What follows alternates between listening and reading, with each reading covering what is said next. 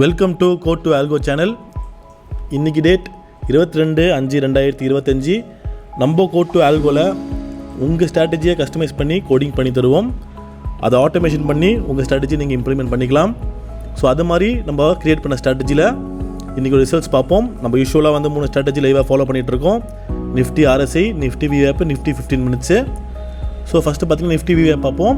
Nifty VWAP காலையிலேயே 9:16 candle கீழே cut ஆகிட்டு புட் ஆப்ஷன் ஆர்டர் எடுத்து மார்க்கெட் நல்லா கீழே வந்ததுனால அதோட போர்ட்ஃபோலியோ டார்கெட் 3000 புக் ஆகிடுச்சு.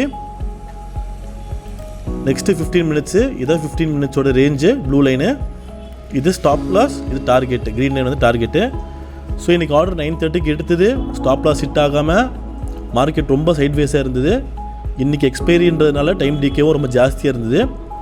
ஸோ கிட்டத்தட்ட 2:15 டார்கெட் ரீச் ஆகிடுச்சு. ஸோ டார்கெட் ரீச் ஆனாலும் இன்றைக்கி ப்ராஃபிட் ஒரு 700 ப்ராஃபிட்டில் புக் ஆகிடுச்சு.